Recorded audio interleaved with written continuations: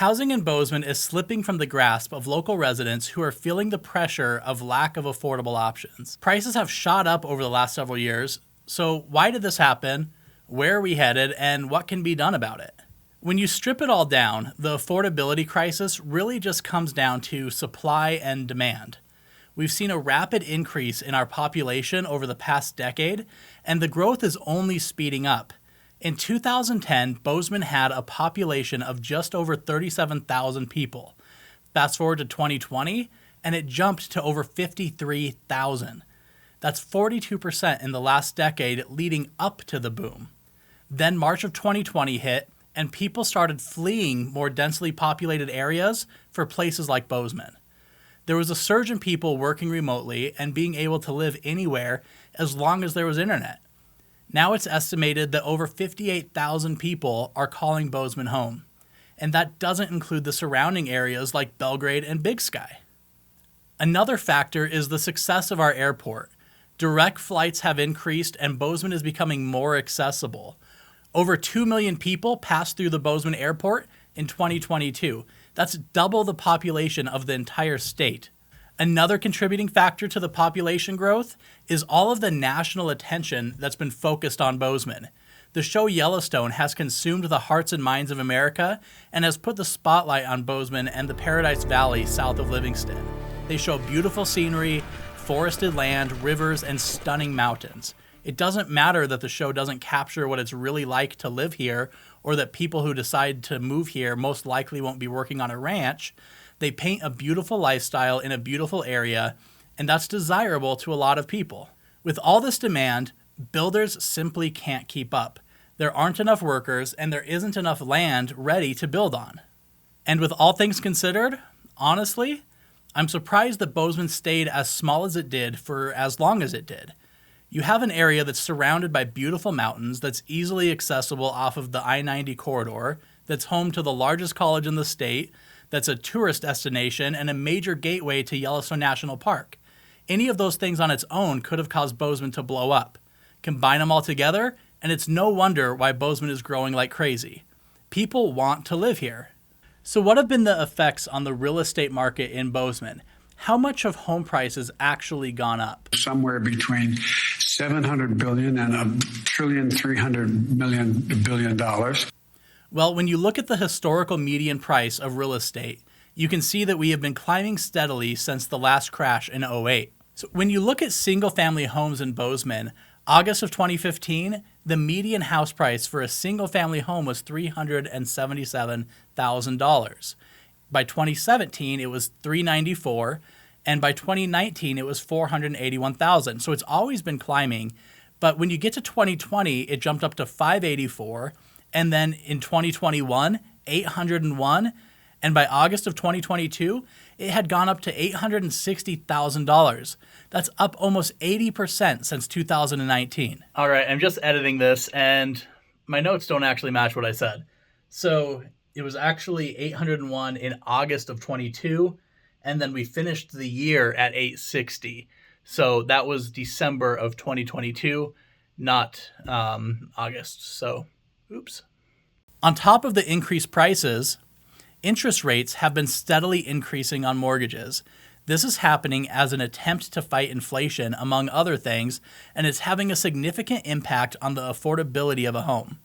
A few years ago, to buy a home, you may have needed a $400,000 loan, and at 3.75% interest rate, that would be a $1,852 monthly payment.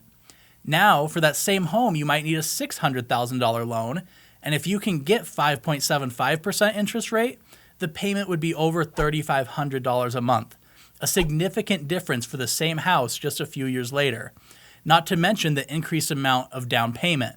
Stack taxes and insurance on top of it, and it's no wonder why many people are frustrated and bitter about the real estate market in Bozeman. It's simply hard to buy a house here. People are getting priced out and having to make hard decisions if they can afford to live here anymore. So what can be done? Well, this isn't a new issue, and several things have been tried in the past, but they've all been band-aids that don't really have the desired result and oftentimes make things worse. There are some down payment assistance programs that attempt to help new homeowners, but they're often hard to qualify for, and these buyer-oriented programs only increase the demand in the market, which ultimately dries up the housing prices further. One of the things that was tried in Bozeman that received a lot of attention was inclusionary zoning. This was a program that would require developers to allocate a portion of their project at an affordable price. It sounds decent on paper, but this was driving development away from Bozeman. It limited the new supply of houses being built, and ultimately the situation got worse. Developers were choosing to take their business to more friendly environments and increase the margin. Inclusionary zoning only produced a few homes, but will never grasp the true impact of the hundreds of homes that weren't built because this nearsighted policy didn't work. Thankfully, the state of Montana stepped in and made inclusionary zoning illegal across the state. When this happened, I saw large parcels of land getting snatched up for future development. So, what needs to be done to fix this problem? I know a lot of you probably aren't going to like this answer, but the only feasible solution that I can see is to build, and build some more. Until the housing inventory matches the curve of the housing prices, we won't get out of the situation. Supply and demand have to balance out. It's the only way. Market forces are too strong for anything else to work. The alternative is a drastic drop in buyer demand, which doesn't look like it's going to happen anytime soon outside of some major national economic bad news. This would also come along with widespread financial hardship that I don't think anyone wants to see. The reality of Bozeman is that the cat's out of the bag. No pun intended. This is an incredibly desirable place to live, so people are going to want to move here. They aren't suddenly going to stop wanting to live here. Bozeman's growth is here to stay, and I believe it's only going to speed up. So we need a lot more houses to accommodate our new neighbors. We can also change our mindset about what housing looks like. I know we all want the house in the country with the white picket fence. I mean, who wouldn't? It's the American dream. Single-family housing is the majority of what's available in Bozeman, but it's not necessarily what we need. We need more entry-level housing, more multifamily options. We need more 1- and 2-bedroom and 3-bedroom condos that act as a way for somebody to get their foot in the door of owning real estate.